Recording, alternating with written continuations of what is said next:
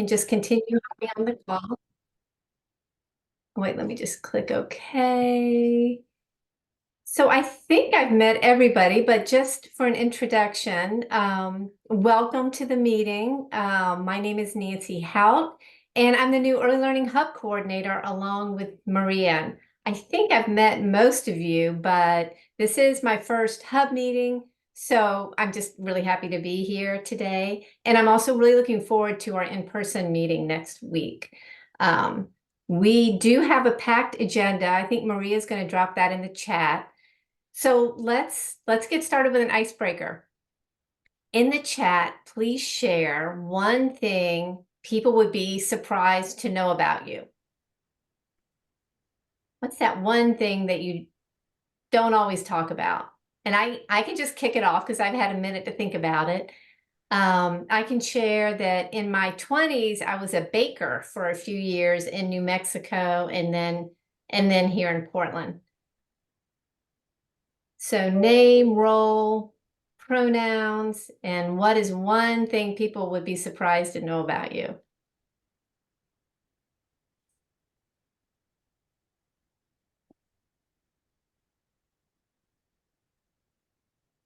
I can go next. I think mine is kind of surprising.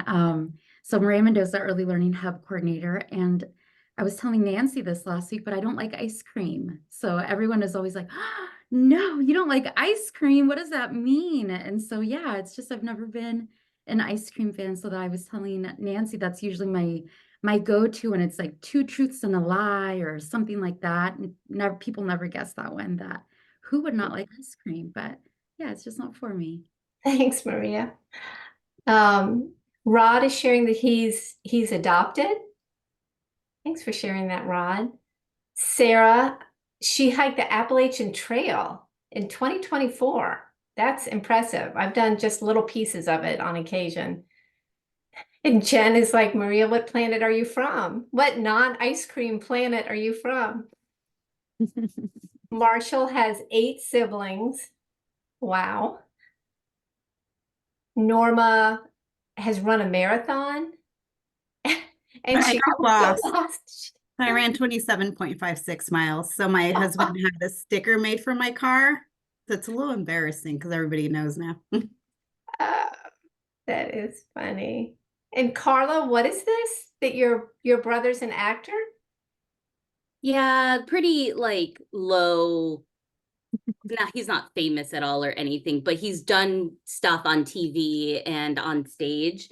So he has like connections with people. So I love to play 6 Degrees of Kevin Bacon and use him to get me to like some crazy people like Tom Hiddleston, Helen Hunt. I love playing that game and trying to figure out how I can get connected to people, Taylor Swift, things like that. I love that. That is fun. Jen, it looks like you spent time in France and Jillian was born in London. We have an international crew here. Oh, they're coming in so fast. Erin was a student missionary in college and you worked in an orphanage in Romania. I know there's a lot of studies about that. Really interesting. And Margie, you fought fires in Del Norte County for 6 rivers. Oh my goodness. And ballet, 2 very, very, very different things. Not when you're fighting fires. Those leaps work really well. Oh my goodness. I love that. And Athena, you lived in Canada and Hawaii. Wow. Well, I could keep looking at this. Wait, I've got it. Renee, really quickly, Renee. Now I've lost your chat. I just saw Keanu and now I can't find it. Where is it? Asking me to say, oh, I was just saying that I was an extra in a movie with Keanu Reeves when I was in high school, right before he became famous with Bill and Ted's Excellent Adventure, which was not the movie I was in. That's very exciting. I'm a big Keanu fan. Thank you, everybody. This is so much fun. I feel like now I know these little fun facts about everyone. We might have to do that again. So I think we should just continue putting things in the chat as you can. And I think, Maria, if that's okay, I'm just going to pass the baton over to Carla. I know she has a lot to share. I don't know about a lot, but hello everyone. I did have a couple of slides, but I'm having a little bit of tech issues with this new Zoom update that we just got here at Delk. So I'm not gonna waste the time trying to sync it. I'll make sure that Maria and Nancy can send them afterwards. There wasn't much in them. But I can talk for a few minutes.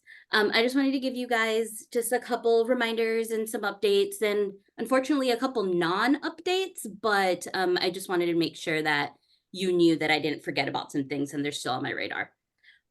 So the first thing I just wanted to touch base about was just as a reminder that quarterly reports for the period of January through March are due at the end of May. So May 30th, 31st, whatever the last day of the month is. If you need an extension, please reach out to me before the due date, ideally, and let me know so we can, note that and figure that out. Obviously, if something crazy happens, the world's not going to end, but if you can let me know beforehand, that would be excellent.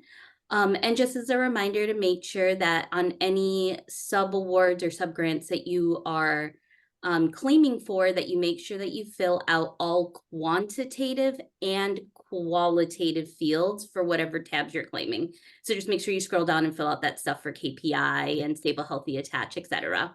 For anything that's appropriate. If there's something that's, not necessary, feel free to put an A or no or none or whatever, just so we know that you looked at it. I also wanted to touch base about the Hub Grant amendment that I'm sure everyone's very excited about. So this Hub Grant amendment is currently being reviewed by our procurement department and by DOJ here in Oregon. They are reviewing it for legal sufficiency, making sure that I'm not saying anything crazy on it. And once that gets back with their stamp of approval, we're going to go ahead and get that sent out to you guys. I did want to let you know we're going to be retro dating it to April 1st. So if you did have any like birth through 5 literacy things that are happening or have already been started, you can claim. We wanted to go ahead and do it at the start of a quarterly period. So we went back to April 1st on that. The amendment will include those birth through 5 literacy funds. I sent emails out with an anticipated allocation. Those dollar amounts are pretty close, maybe a little bit of rounding up or down, just so you guys aren't getting weird dollar increments, but they're pretty close to what I told you. And then also any eligible carryover funds from the old agreement. I mentioned this briefly in February, but this will be any coordination funds, any KPI, or any stable, healthy, attached, which is going to be all of the 3 state funding allocations. If you had anything left over from the July through September periods, that last quarter that crosses over to the new biennium, that can be carried over. I've already looked in AMS and pulled those dollar amounts. So those will also be in the amendment. And then finally, any language or the language that was regarding the child care provider surveys that we mentioned back in December. You guys have been so great in reaching out about those things ahead of time, but the official language that I shared is just going to get put in the amendment as well. So it's on there as documented. So hopefully DOJ can review that and get that back to us quickly. And I'm keeping my fingers crossed that within the next week or 2, we can start pushing those out and get those executed and get the funds loaded for you guys officially. And then the last thing is a little bit of news update, non-updates, I should say. I just want to let you guys know that our leadership is reviewing the Delk gift card and food and refreshment policy and procedures. They have been written, reviewed by our grants management team. Each of our grant managers looked at it to make sure that it was appropriate for the grants that we're serving. I looked at it to make sure it was going to cover the work that you guys are doing and we're not putting barriers, and that you guys can keep doing the great things. I'm really excited about it. I think you guys will be too. I don't think there'll be anything in there that is going to limit your work. But until it's officially signed off. I can't really say much about that because I don't want to say anything that then someone turns around and changes their mind on me. I don't want to be that person. So those are being reviewed in the next couple of weeks, and hopefully I will get that for you guys shortly. And then we also have I a, was just looking, the June 4th LCHIP meeting on my oh, sorry. electronic calendar, it says virtual only in big caps, so I'm just, does something change? There we go. Sorry about that.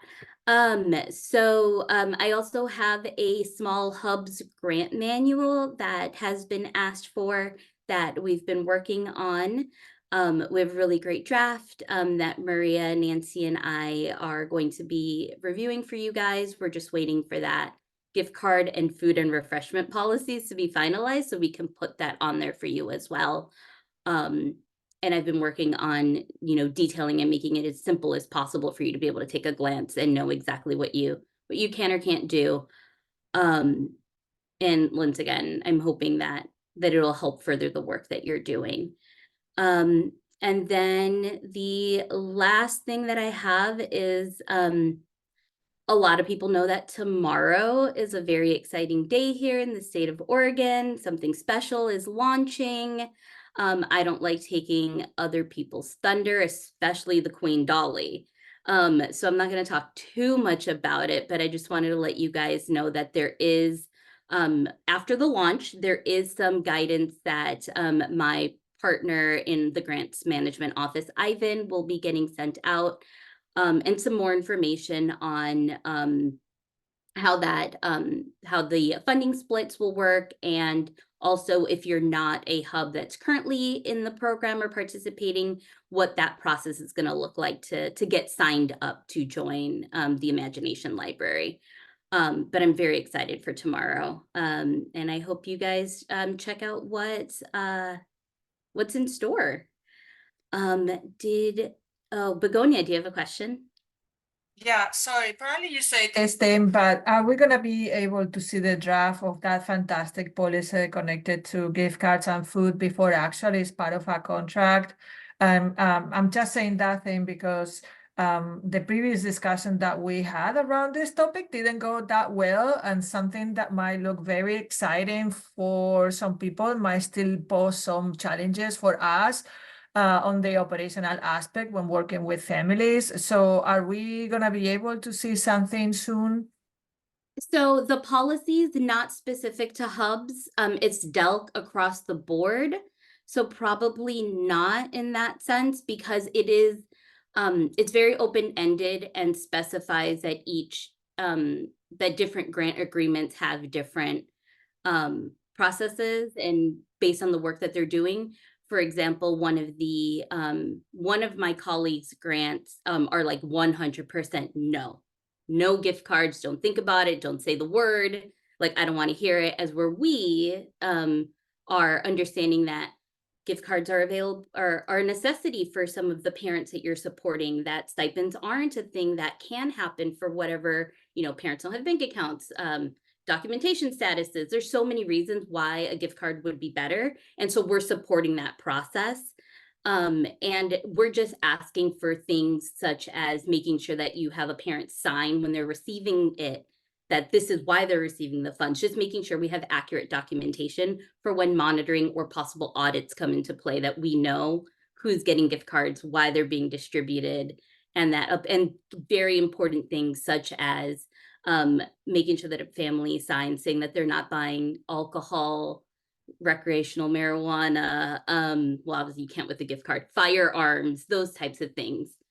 So we're making sure that we're just keeping documentation, but it's not limiting the work that you're doing. I'm hoping actually it's going to reduce, having the clarity is going to reduce some barriers. Right, and I hear this thing a few days ago, and once we give the gift card, we give the gift card, so we cannot monitor if they're gonna buy alcohol or weed or anything. We just kind of hope for the best, but Exactly. it's just a little bit, and is there gonna be a limit in the value of the gift card? The policy itself doesn't specify that because it's open-ended for very many agreements and grants and different things. But there will be further guidance that Maria, Nancy, and I will be doing specific for hubs, and just kind of outlining how like what if there's a template. I saw that Danny asked a question in the chat. Like, do you guys want a template? Do you want us to provide one, or do you already do that? I figure some of you guys might already do that, but we might be able to come up with a template for any of the hubs that don't want one.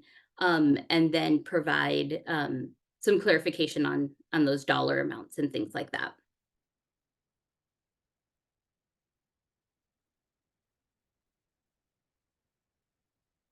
I'm sorry, I'm just looking at the notes.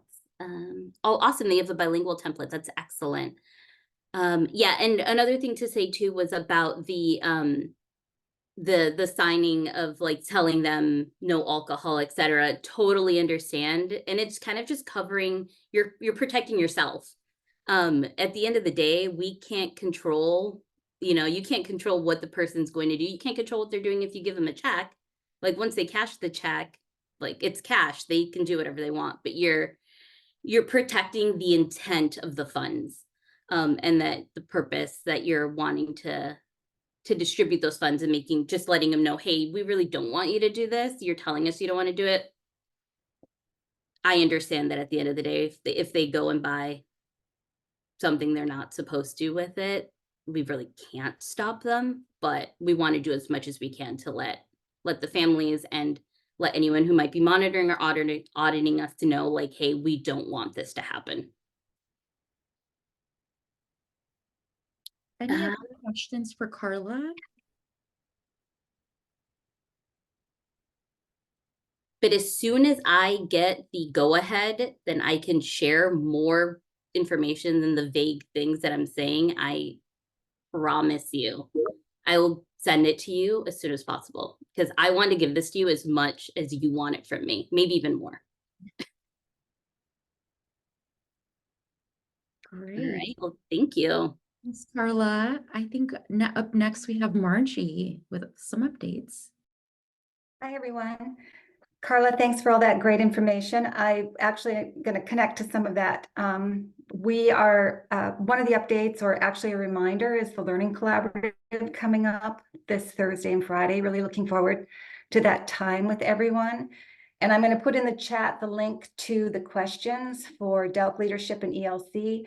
And so if you have questions that you want to get in there before the Learning Collaborative, we're making sure that Sue and Alyssa and David and Robin Hill Dunbar have these questions in preparation, but also as questions emerge will work fine too. But in connection to what Carla was talking about, there are questions about the gift certificates and paying for food and the importance of relationship-based connections with our families and providers. So there'll probably be more conversation about that during the Learning Collaborative.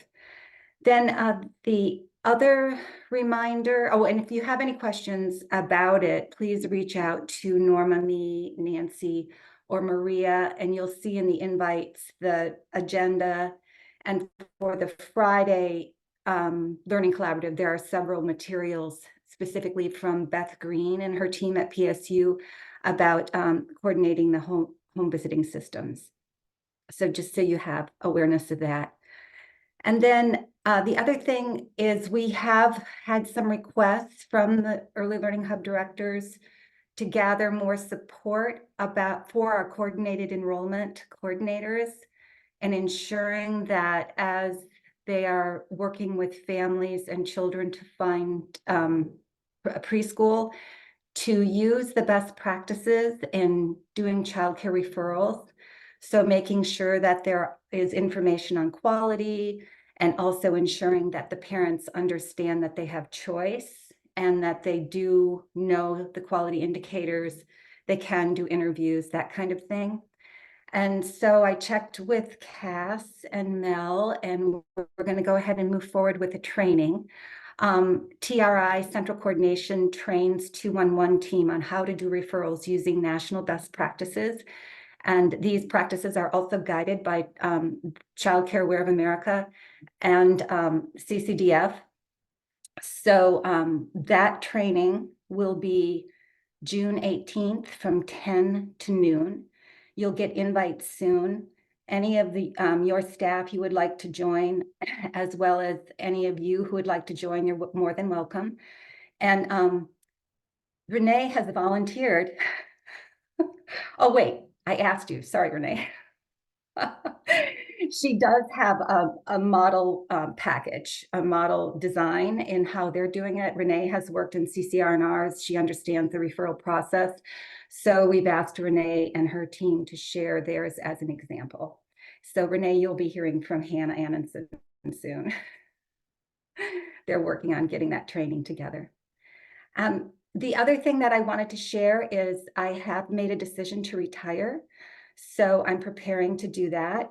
I think some of you know I've been through a pretty intensive, painful grief period over these last 3 years. And as I'm finally starting to accept that I'm in this new chapter, I have an evolving purpose is happening for me. So I've made the decision to go ahead and retire and to do more volunteer work around grief support. I also belong to some national and international groups on glioblastoma research, and my husband died of brain cancer. So I want to organize some fundraisers down here in Southern Oregon. So Renee, I'll be calling you to do a run walk to raise funds to research brain cancer. So doing that, as well as my mother is aging, and she's in Michigan, and I want to spend more time with her. So my last day with Delk will be July 19th, and then my retirement date will be August 1st. So I'm grateful to have been working with all of you and to have another learning collaborative with you before I leave. Thanks, Maria. Thank you, everyone. Thanks for your comments. Thank you, Margie.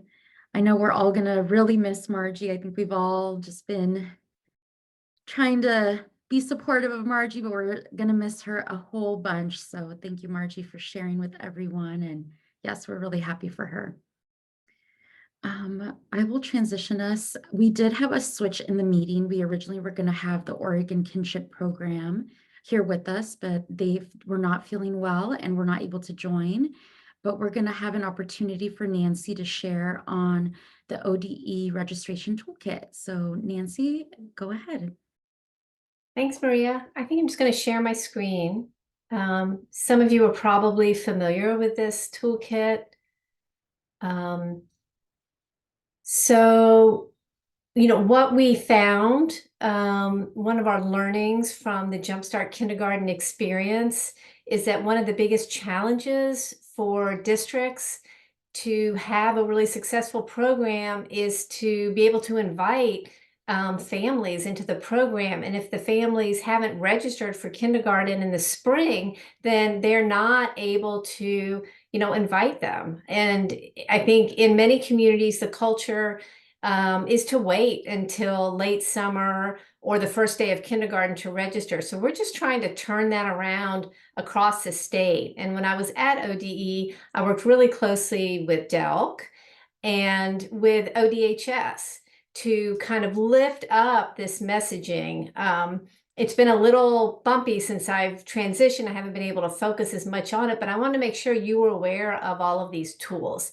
So a team created these Register for Kindergarten materials that are translated in the main languages. You can see here with our yard signs. We've got flyers, banners, yard signs, stickers, and then we've got print instructions. So the idea is that, you know, you may already have materials, and that's great. This is for folks who could really benefit from having some print-ready, translated documents that give that Register for Kindergarten Today message in the spring. So an example is a yard sign.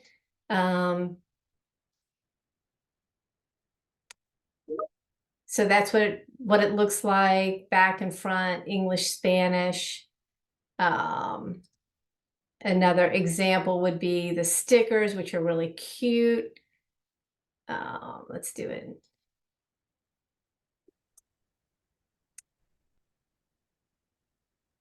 And in addition, we have, social media tips, so hashtags, so that, communities and regions together can just share and post information about the importance of registering. We have a little newsletter blurb that you can post to make it easy. And we've got a flyer for your family advocates and navigators that just sort of share the why behind registering early. And then I created there's a link here to the Jumpstart Kindergarten Toolkit that just has some reminders for how to get the word out. Like how can you share this in your region? For example, these are all the things that you do, but you could share this website with partners who may not know that it's great to give flyers to health clinics, grocery stores, community centers, all the things that that would be great to just share out with your partners.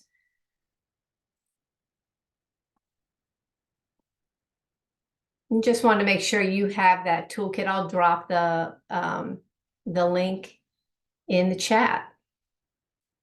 Thank you, Nancy. And we'll make sure to include it in our recap email as well. And we will go ahead and move to the next topic. I think we have Lauren here, who's going to be doing a Birth to 5 literacy plan overview. And Karina potentially, or she might be joining any second. Thanks, Maria. Yeah, I think Karina, she should be on any minute. We just hopped over together from another meeting. I'm here at least on Oh, audio. good. Okay, there we go. My computer is doing the funky thing it was doing to everyone yesterday. Yeah, we've had some Zoom hiccups the last couple of days with an update, but okay for me to share my screen, Maria, or okay, does that work for everyone? Let me get it. Yeah, thank you. Here, and then we can go ahead.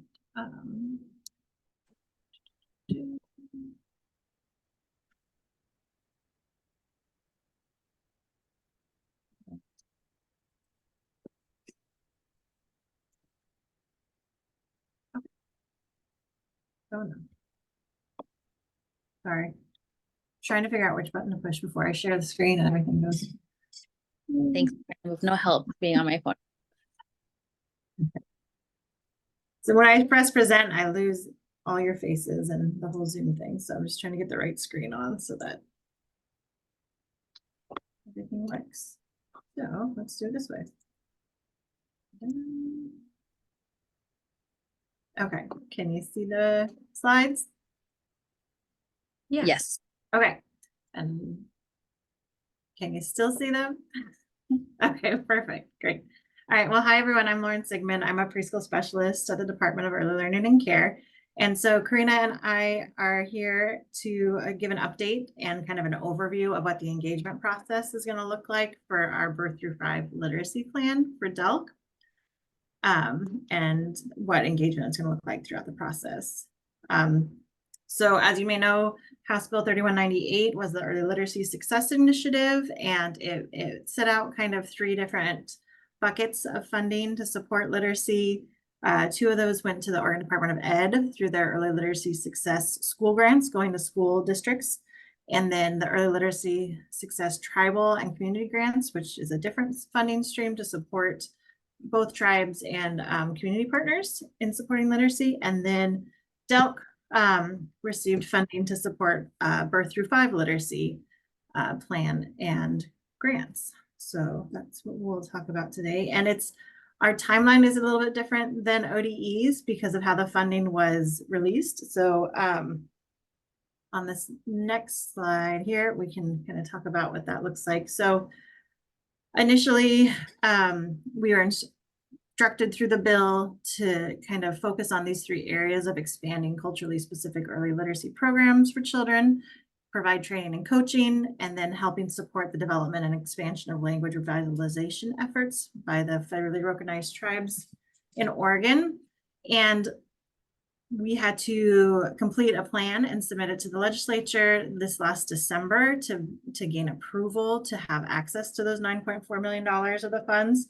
So the timeline, I think this is kind of in community, there may be some confusion that ODE's dollars went right out the door and they started those grants went to districts and they're on their way. And at DELC, we were asked to create a plan for how those funds would go out and then get that approved by the legislature during this short session. So it was approved and we're currently working on getting those funds out, but it's shifted the timelines for ODE and DELC. So it sounds like they're further ahead, but really it's just, we had an additional step in our process. So I just wanted to clear that up for everyone. So here's what our plan currently looks like. You see at the top there, those arrows. So we have the $9.4 million and Karina we'll talk about kind of where that's going. That's funding for this biennium. So those are going to be put out into community. And then we're going to continue to work on developing an engagement plan to help inform what the Birth Through 5 literacy program is going to look like moving forward. So after this biennium, and when we're looking forward to 25-27 and developing a whole Birth Through literacy program. So currently, we are in the May to June. So those funds are going out in RFA to new and existing equity fund grantees. And we'll talk a little bit more about that here in a minute. As you know, half the funds are going through KPI to the hubs for supporting literacy efforts. And then internally, we are reviewing our data and research that we've already collected from partners and community around what's already happening within our programs that's supporting literacy.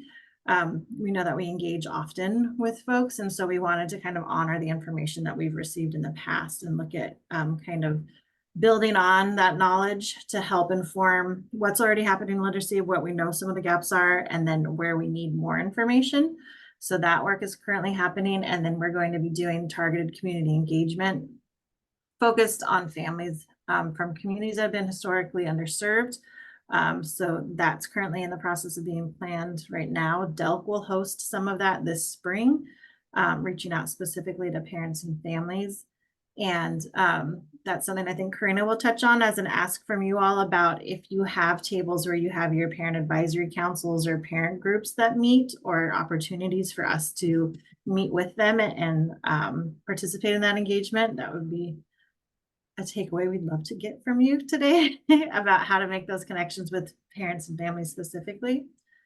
DELC's going to be hiring 2 positions to help support this work moving forward. And those will be posted soon on DELC's website and hired. And then they'll kind of take on the bulk of the project management as this kind of shifts into a full standalone program. And then we'll also be working with partners in the fall to do continued engagement, more focused on like our state funded programs, childcare providers. Oh, that's popping up where you can see it. That's fun. And doing more, oh my gosh, I only get messages when I'm in the middle of a meeting. So how it always works. But so those will be more focused on groups where we already have solid connections and kind of access to, and Oregon's Kitchen Table will be doing outreach and convening engagements with those groups based on kind of information we get during the spring, as well as information we gather and looking at the internal data we already have to support what the needs are around literacy. And then we'll go back to legislature in December with an updated report about what that new plan and new program is going to look like based on what we've heard from community through the engagement and what we know based on the research we've collected. And then we'll develop and adopt what the administrative rules will be for the Birth Through 5 literacy program. And we did have this, I think you're all pretty more familiar with this probably than Karina and I are. The KPI funds, so half the funding is going out to you all, to the hubs, to focus on expanding or establishing work around these 4 areas. for the remainder of this biennium. And then Karina will take on. I hope you can all hear me. Thank you.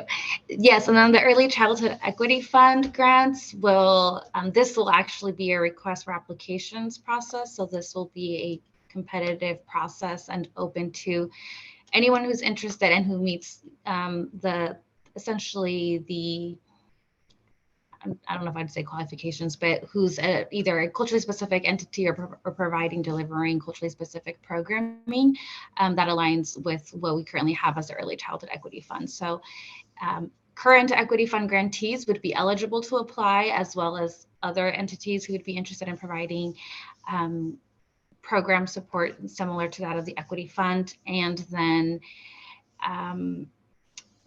you'll see that in the second bullet point right around the delivering culturally relevant early literacy training and professional development. So there's a couple different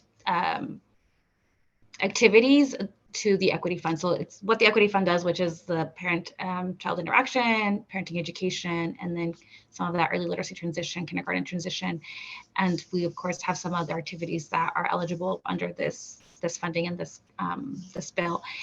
And also looking at planning grants for the tribal nations to be able to initiate programming related to language revitalization. We recognize that tribes are at different stages in this work. Some tribes have robust and ongoing work in this area, and others are working towards it. And so there is an opportunity here for them as well, while we continue to look at how do we honor the government-to-government relationship and improve our procurement processes with the 9 federally recognized tribes within Oregon. So that's a little bit of what's here. There is then the component of the community engagement piece. And Rod, I see the question in the chat, and I'll address some of it, but I think Lauren can also help here. So we'll be doing engagement to inform the Birth Through 5 literacy plan that will then inform the program model. And you'll see that again, these little arrows, they're minimized here. We just wanted to refer back to them. But the engagement that we do through the spring and then continue into the fall will inform what it is that community, what it is that providers, what it is that the early learning workforce is desiring in terms of early literacy. And so that plan will then inform the program. What do the different activities look like? Where might these activities be like desired more? Like, there's a lot of questions that we have around this, right? So we don't have a program model for the Birth Through 5 literacy work moving forward yet. What we are doing right now was our proposal to the legislature around how can we spend and what do we do with the funding that we have available at this moment to make sure that we can put it out the door for this biennium, because we know it's needed.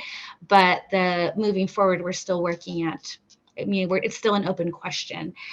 So Lauren alluded a little bit to the first phase of engagement, which we'll do and have been doing the data review, convening listening sessions, so some more consultation type approach, conversations with families, childcare providers, and culturally specific partners, and then come back. We'll draft some report based on what we hear, and then for phase 2, this is where we'll be partnering with Oregon's Kitchen Table to lean more strongly into some of our assistant partners, childcare resource and referrals, or learning hubs. Thinking about OPK as well, so some of the larger and ongoing. And some of our existing grantees as well, to think about how do we implement the feedback, how do we implement the desires, the wants, the needs into a sustainable program model. I will emphasize the reason we're leaning stronger into families and childcare providers and some of our culturally specific partners for this first phase is that we don't have existing ongoing tables with them, whereas we have been hearing and we have reports and we have data from some of our other partners, right, other grantees, including hubs, including the OPK, like a lot of the other programs, we have either standing meetings or we have just more avenues for communication and conversation, whereas we don't have that existing for families or many of our childcare providers and home childcare providers. And so we just recognize that gap and want to tap into that, want to lean in strongly into that during this first phase as we lead that engagement internally. And then once we hopefully have our contract finalized with Oregon's Kitchen Table, they'll help us do more robust engagement with all of our other partners and all across. I mean, even throughout this entire timeline, though, we're really leaning at doing this, getting statewide representation. We know that that's really important, that the needs of families and, across I-5 corridor are not the same needs as, La Grande and whatnot. So we just want to be intentional about that as well.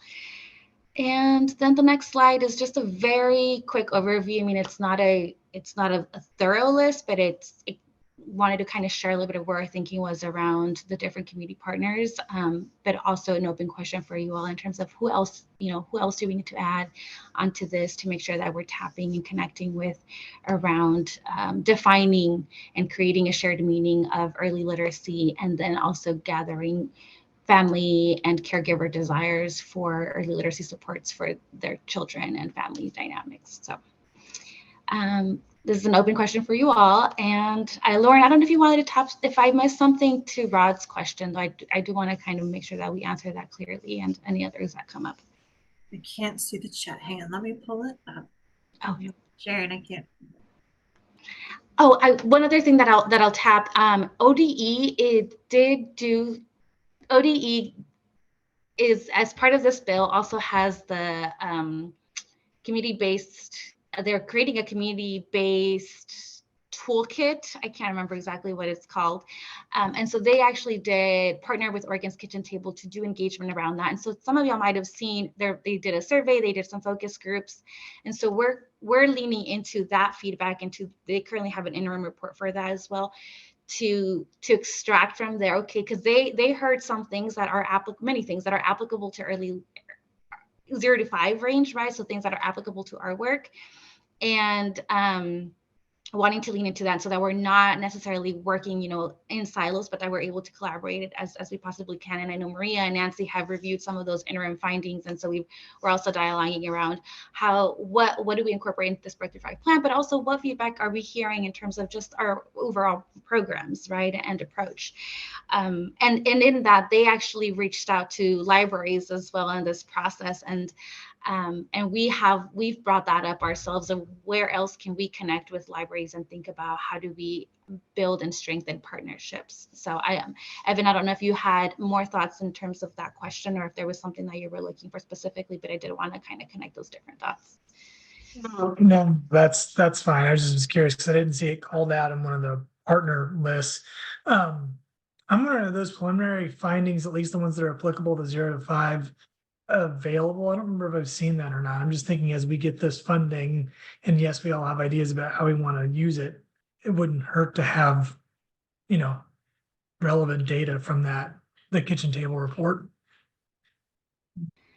Yeah, I'm hoping that, well, our plan is there's still, again, we have kind of an interim, it's still internal only at this point because it's not definitive, like Oregon's Kitchen Table wrapped up that day, their conversation. So I know that they're still pulling data together prior to submitting a final report to ODE.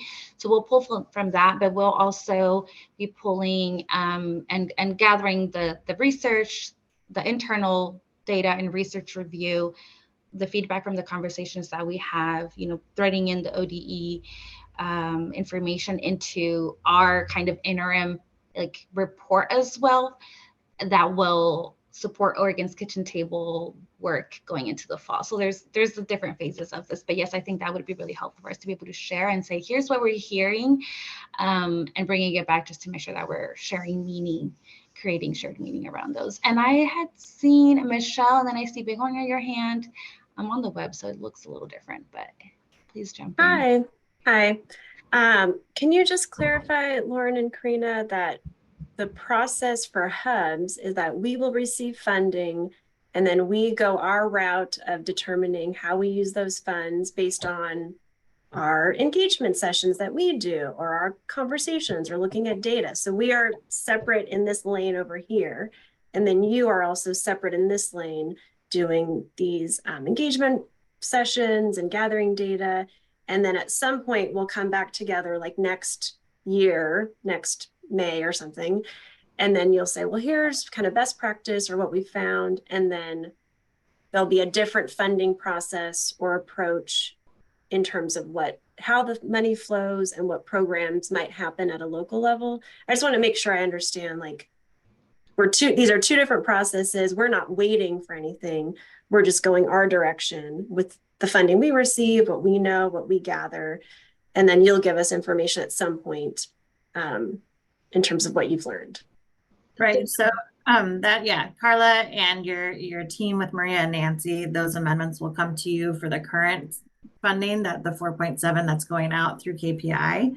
And that will include the parameters and the goals of that work with what we've been given already for this biennium. And then what our current work is through the engagement is to continue to help inform what will create and be the bigger Birth through 5 literacy plan.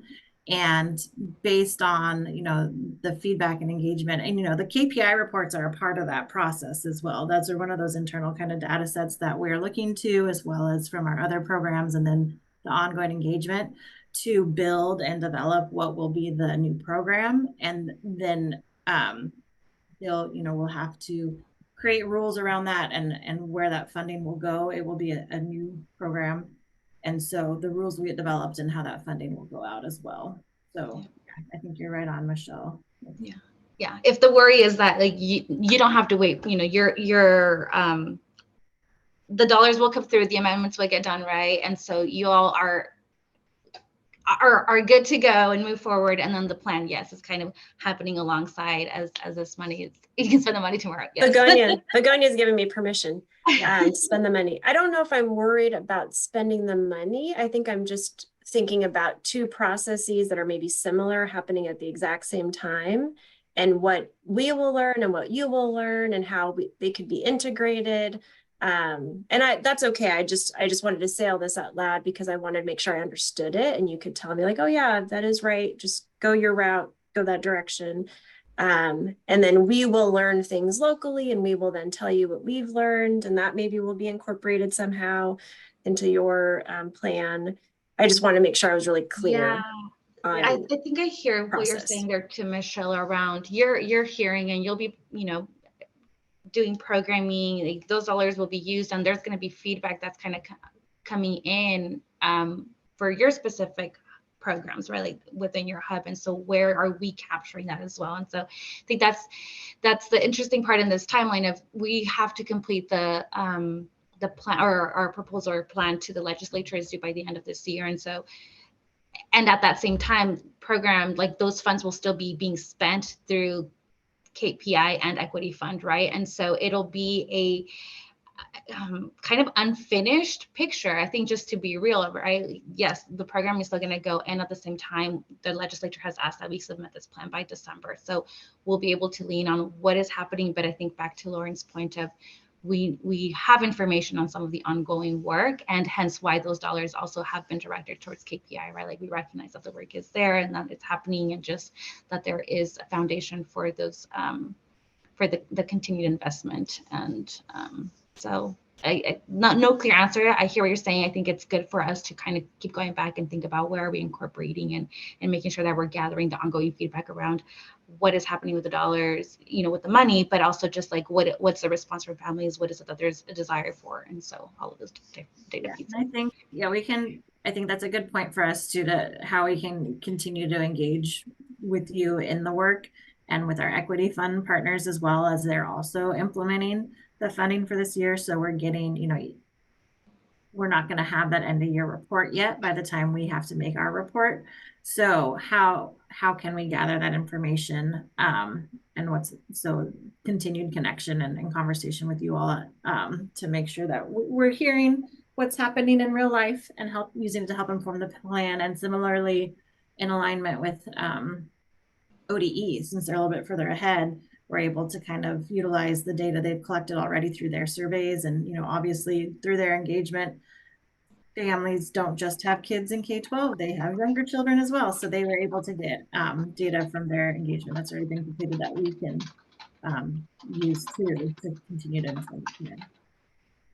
And then I think we were next, and then Yeah, so thank you. I'm just thinking when the Oregon Kitchen cooks the report, sorry, that's an easy joke. So are we gonna get something aggregated at the state of Oregon level, or is it gonna be breakdown by counties? And then how big is gonna be the sample size? And are we gonna be able to see information of the demographics by race and by language? Because we are the most racially diverse county in the state of Oregon. So what it might look in our community might not look like in other communities. And then how we're gonna be incorporating also our existing plans and feedback from the hub. So those were my questions.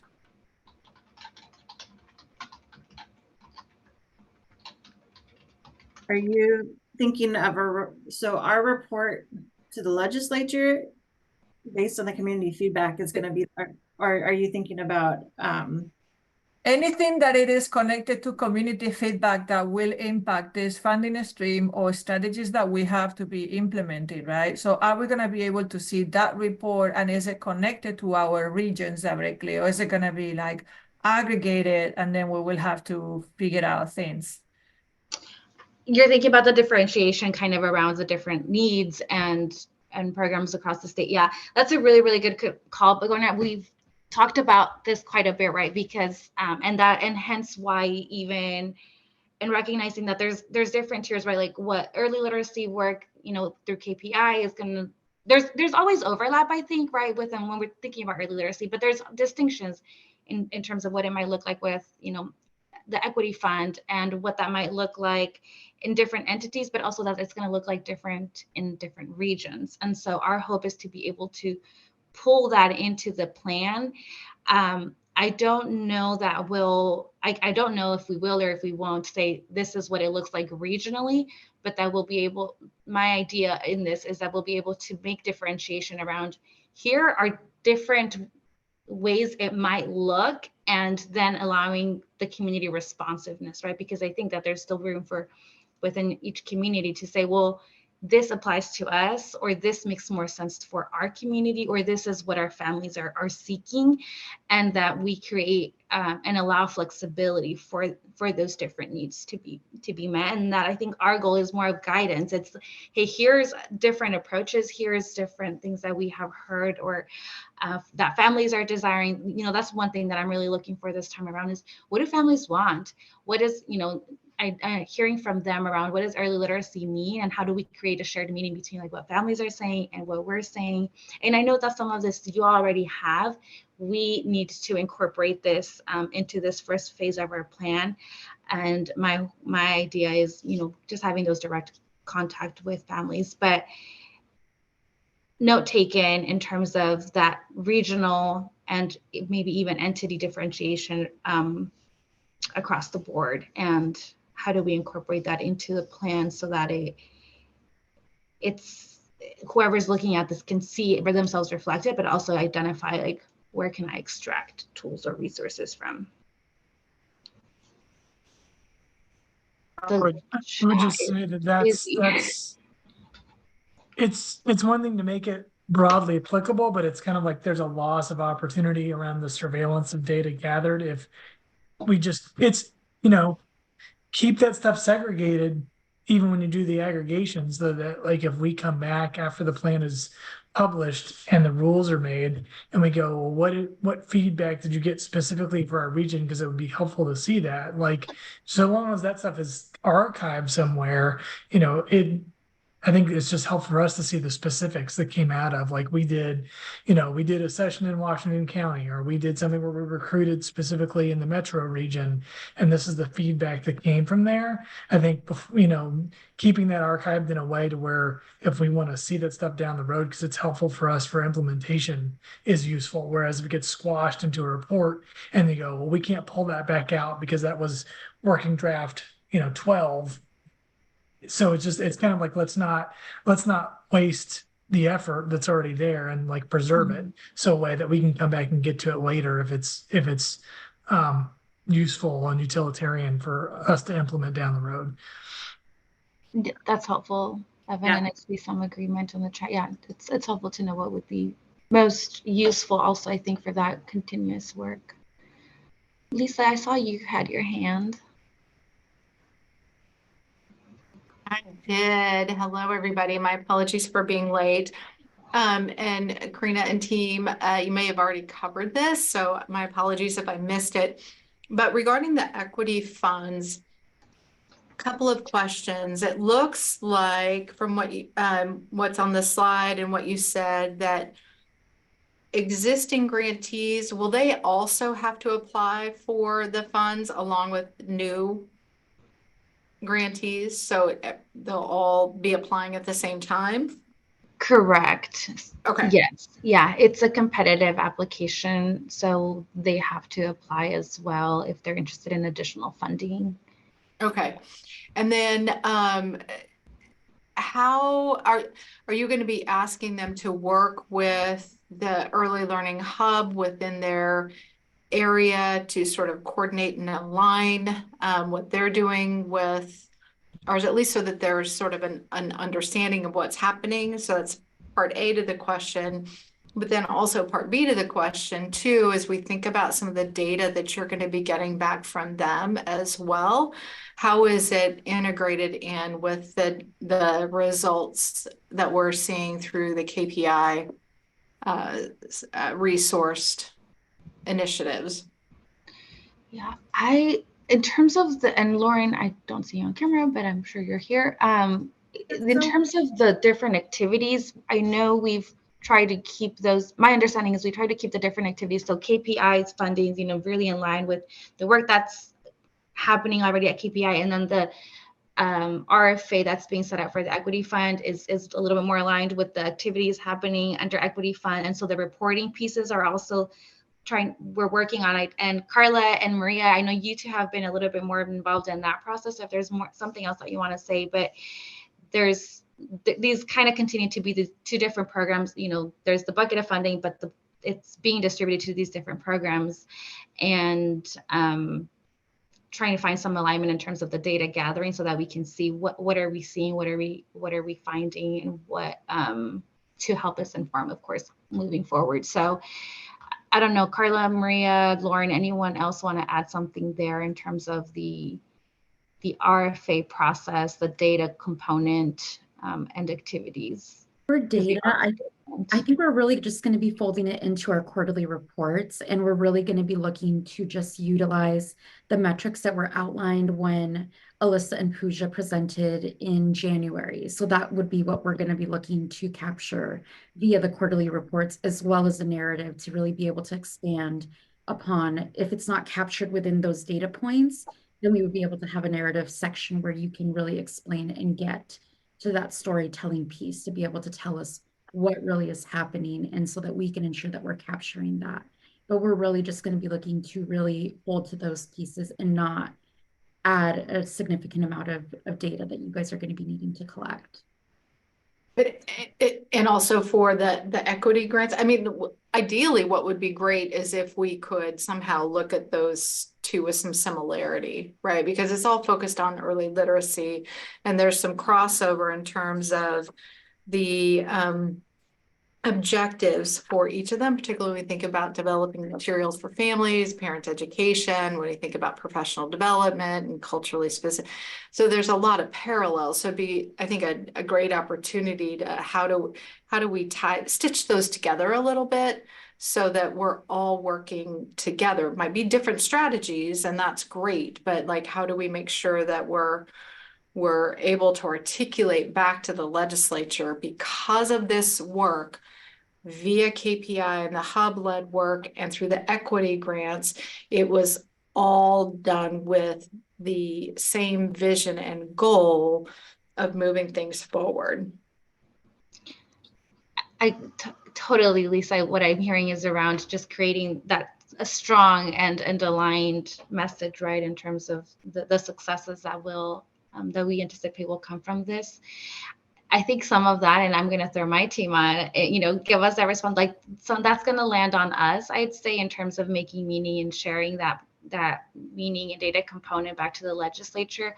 Our goal, as we've been thinking about, putting these dollars out, is really reducing the burden for all grantees, especially like as we think about our equity fund grantees, if they already have different reports that they're doing, that we're not limiting how much additional work we're asking from, because we are currently treating these right now. We don't have secure funding moving forward, so it's one-time funding, right? And so just recognizing the burden that can come with additional funds and additional requests, and trying to limit that. So we'll continue to capture information and data through those regular reports, as Maria mentioned. And I'll say that on the back end, we'll be the ones kind of looking through it and threading information and data together to share back to the legislature.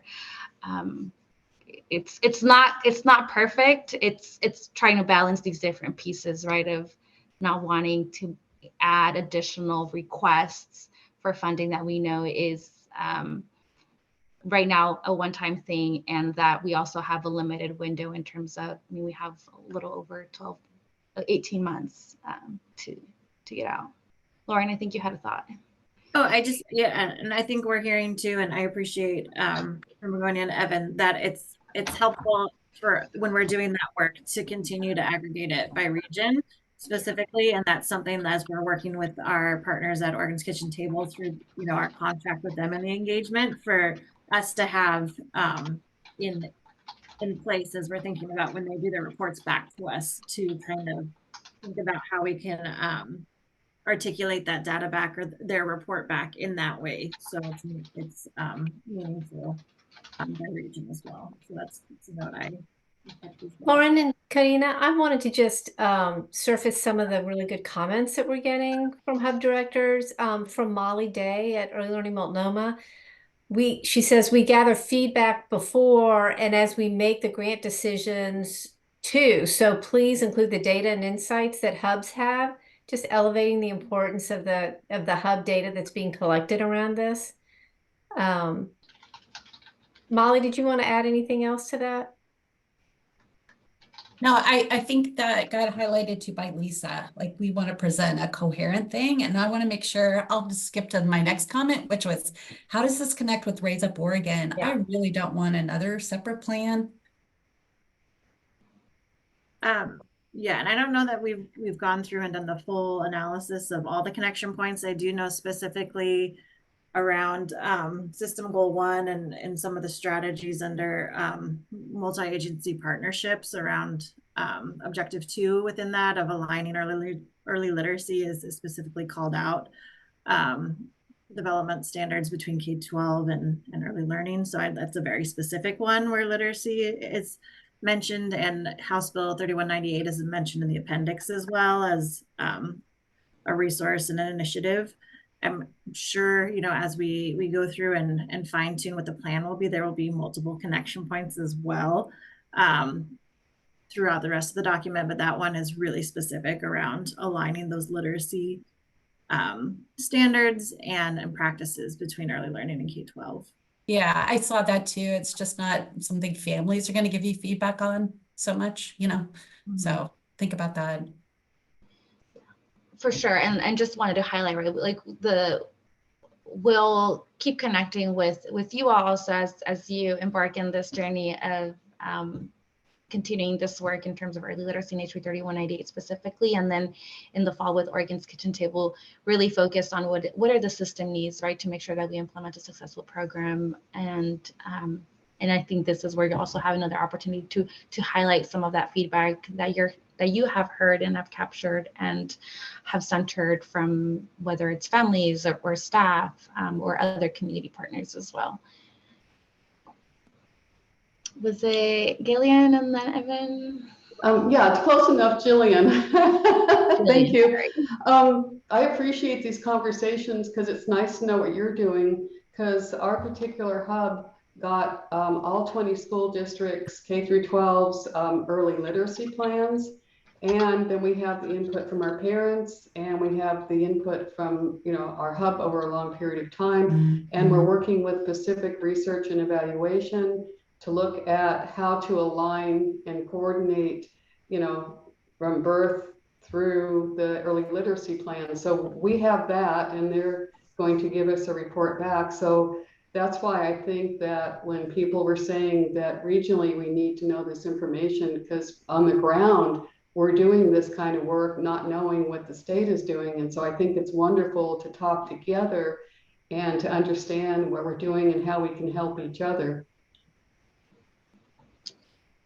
Absolutely. I don't have all of the information. I don't necessarily know everything that you all are doing, right? So that's a blind spot for me. Like I'm just very honest in that piece. And so I'll connect. I think our opportunity to connect with Margie and Maria around where this data might be coming in, or if you're already sharing it, or if we need to create another opportunity or another avenue for that, some of that more local data to be shared with us so that we can incorporate it also, or incorporate it as possible into the development of this plan so that it captures those regional components that I hear are very important for you as well. And so definitely want to work and partner with you in that sense and elevate the work that's happening. So I'll happy to connect with our colleagues on this end. But if you have ideas of how we can also do that, we're open to it. I definitely don't have all of the answers for it. Nancy. Yeah, we have time for one more quick question from Evan, and then we'll move on to ODE. Thank you.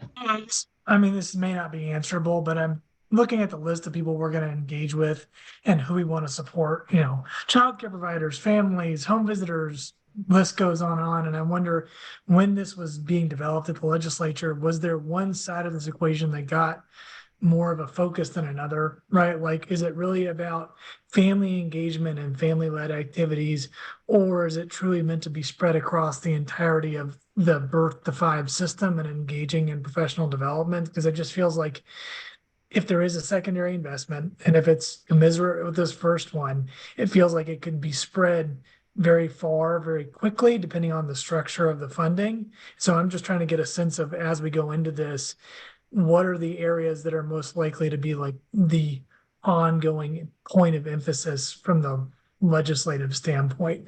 Like, was there a drive, like in these conversations, was there one particular stakeholder that was seen as preeminent above others? I think, you know, we have the bill language, which highlights all 3 equally, right? And so we don't have insight into kind of if there's preference for one or the other.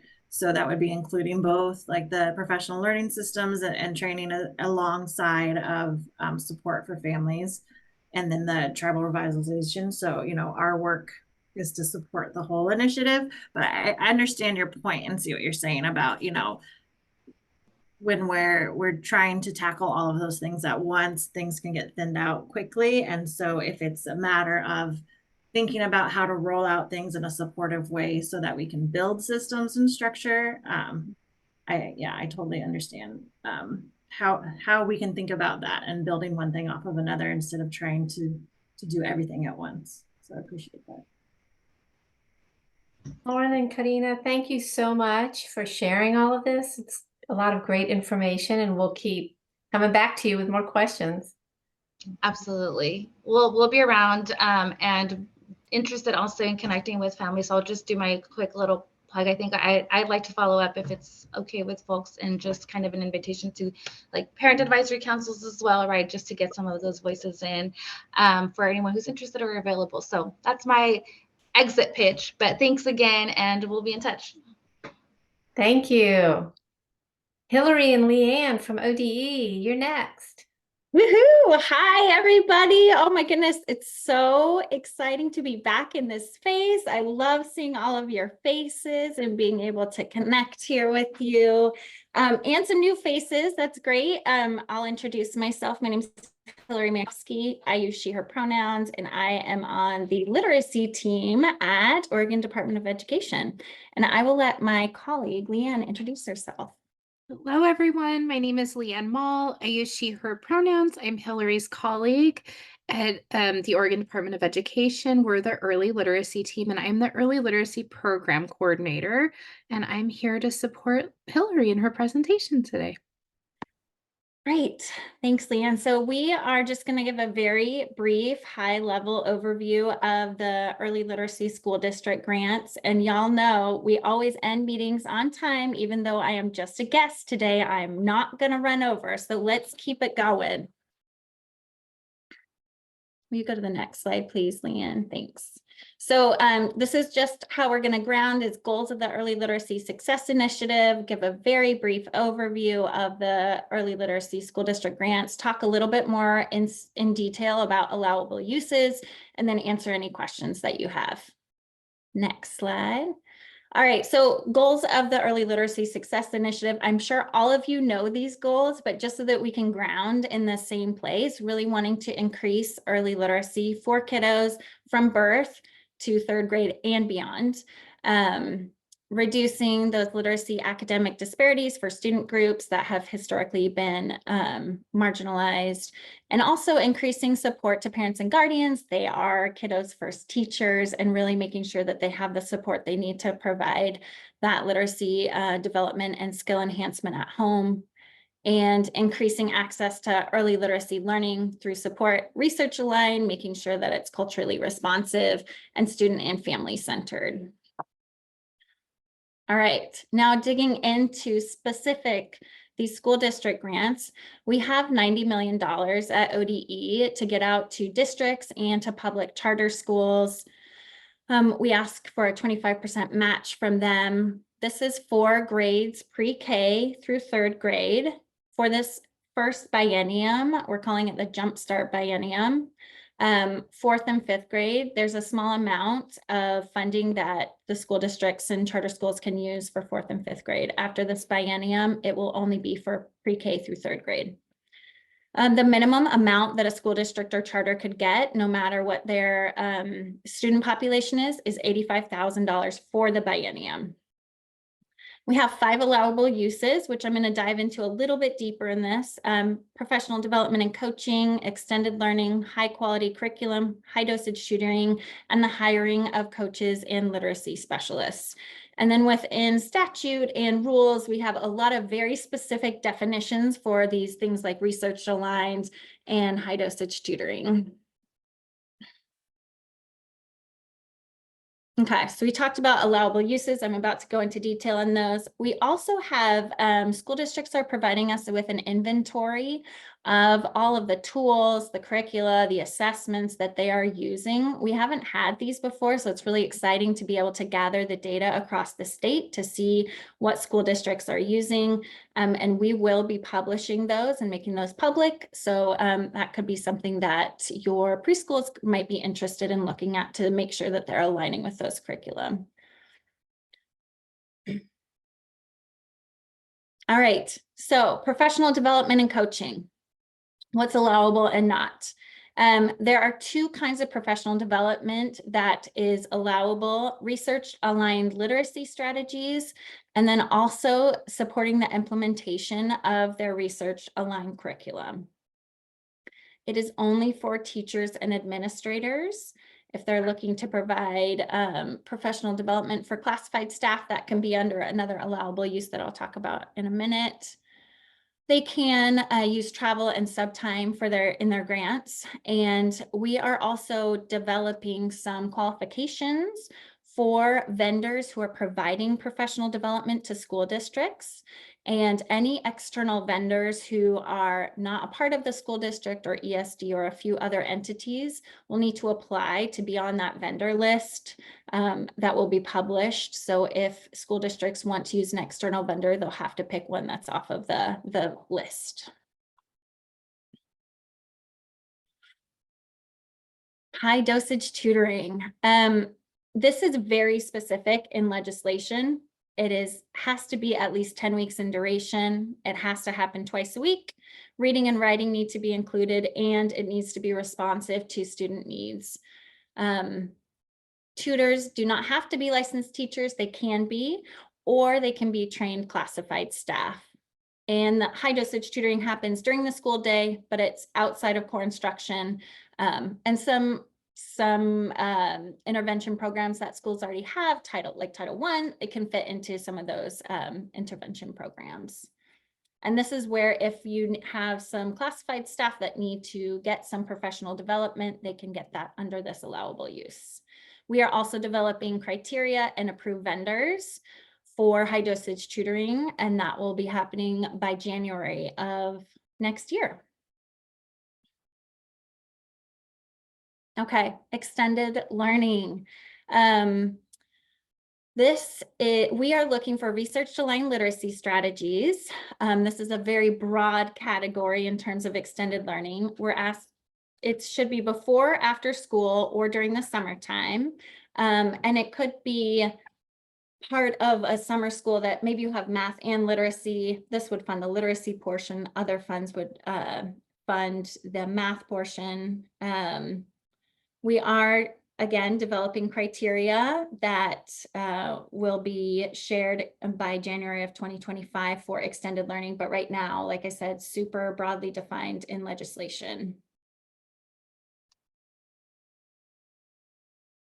All right, and next up is curriculum. So in legislation, they are really focused on research aligned. So we have a school board of education approved list. If school districts use curriculum off of that, that's already been approved. They can also, for this Jumpstart Biennium, do an independent adoption, but they have to use the school board of education criteria to ensure that what they're using is research aligned. And any district that adopted their materials before 2020 has to have a plan to update those materials. And again, we talked about that inventory that we'll be publishing in December. And for the next biennium, all school districts and charters will have to purchase with these funds if they are updating their curriculum off of the State Board of Education approved list. I'm going so fast and I'm just throwing this all at you. So I'm almost at the end and then we can have questions. Hiring is another last allowable use. So literacy coaches, specialists, interventionists, those are licensed positions only. I talked about you can have a classified staff be hired for and to become a highly qualified tutor for high dosage tutoring and extended learning. They can't be hired under hiring. They just need to be hired under that allowable use. And there are some permanent rules that further define requirements for those positions. Okay, fast and furious. Questions?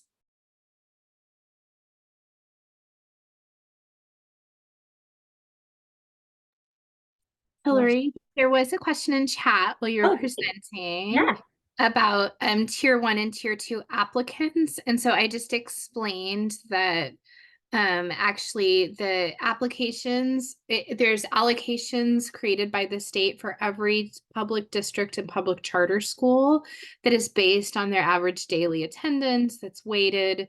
And so there's no tier of applications.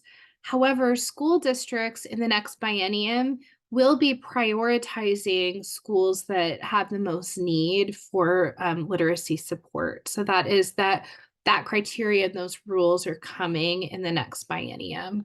I hope that answers that question. It makes sense. So there's no tier of applications. It's a non-compete grant. Mm-hmm.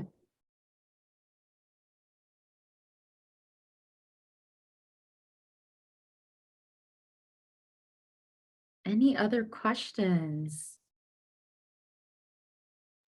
I have a quick question. When you mentioned, Hillary, that ODE will be publishing the applications, I didn't hear when that's going to be published or where we would find that. So we won't be publishing the applications. We'll only be publishing the inventory portion of the applications. And that will be by December 31st. Got it. Thank you. Mm-hmm. Yeah, that is defined in the legislature in the statute. And it's actually really exciting because the state has never had that information about what curriculums and what resources and supplemental things that districts are using. And we're hoping it's going to, be interesting data for us, but also, for early childhood educators to know if your students are moving up to an elementary school, what can they expect to help facilitate that conversation? Renee, I see your question in the chat, and then Michelle. We recommend you reach out to districts specifically to get their plans. That was the end of that sentence. It was going to continue in my brain and then just didn't come out of my mouth. Gotcha. Yeah, we just recommend reaching out to them specifically. And if you do, also request their budget, because that tells you exactly where they're spending their funds. Within the application, it might not be specific about where they're spending their funds. Yes, and ESDs are really great about that. Yeah, we worked with a lot of ESDs on these applications. Michelle? I feel like I have so many questions and they might not be the right ones. How does this intersect with the Oregon Early Learning Kindergarten Guidelines? I feel like there's a lot of literacy in that. Is there an intersection there, like an intentional intersection, knowing that districts are doing or submitting plans that include pre-K? And then is there any focus for districts on working with us as hubs? I just know, the question everyone's asking is like, oh, what are they doing? And how do we find these plans? And I'm just curious, thinking, I don't want us to doubly be trying to fund something that is in their community and they're working on that side of the system. So just curious about those two things. Yeah, I think that in terms of working with outside entities, I think schools are really focused on what's happening within the school. So I think if you're interested in what's happening within school districts, reach out to them to see what's going on there. Because I think there could be a lot of alignment, especially looking at professional development that's happening, or like Leanne said, looking at the curricula that they have within the school district to see how can that preschool alignment happen with those curriculum and what those teachers are learning. And Leanne, do you want to take the other question? Can you read it to me? I just lost my chat because I got kicked out. Oh no. Yeah, it was Michelle. Can you, I've already forgotten the other question about, it was something about the Oregon Kindergarten Guidelines. The Oregon Early Learning Kindergarten Guidelines, those are, a spectrum of young to into early elementary, and just wondering if that was part of what school districts were thinking about or needing to reference, since they are focusing on pre-K, and just curious if that was part of the process. I'm not sure about those guidelines. I assume that they are aligned or were aligned with the early literacy framework, which was really our which was really our guideline. What we asked districts to reflect upon is how well they're meeting the framework, which included, it definitely included pieces from those early learning kindergarten guidelines.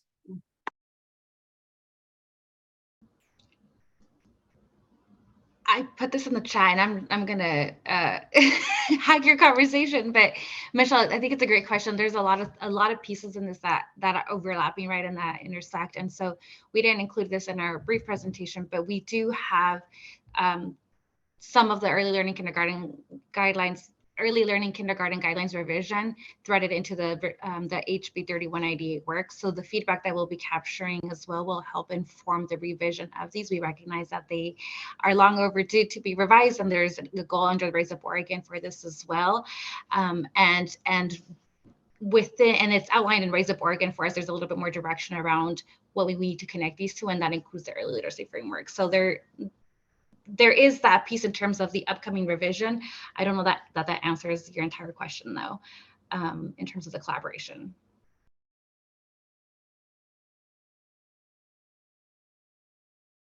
I see a question in the chat from Abby, I think speaking to the community grants. Is there any piece she's asking, where does this piece fit in? So the early literacy community grants is a separate grant from the school district grant and the First to Five grant. So there are multiple grants that are happening, all tied together within that early literacy success initiative, like that first slide that I talked about, those goals. But this is a separate grant from the school district grant. And they have their own team and they are working on their own framework right now. And they, so it's separate work, but all connected in that it's early literacy.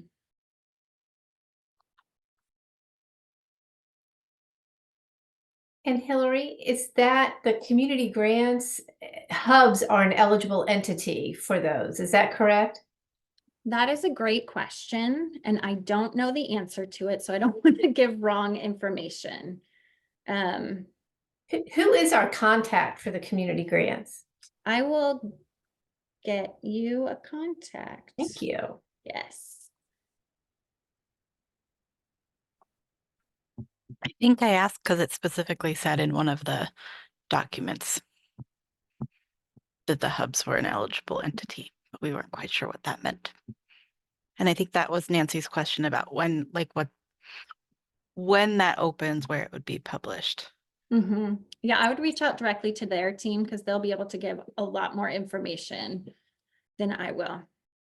Great question. I would say too that they're just a little bit earlier in their work than we are, because per the legislation, we had to get this grant out this school year, which was pretty crazy.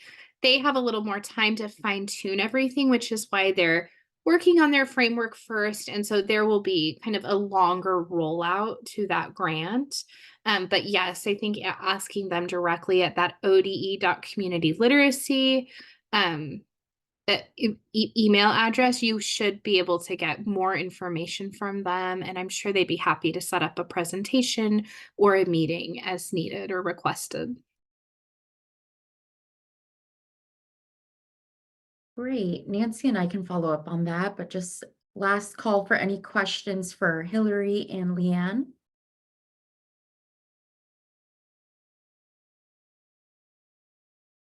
All right. Well, thank you, Hillary and Leanne. Thank you so much for being here. And thank you to everyone. I think that is all we have for you today. So we will make sure to get everything together and send out a recap email for you all. And we will see you next time. Thank you for being here.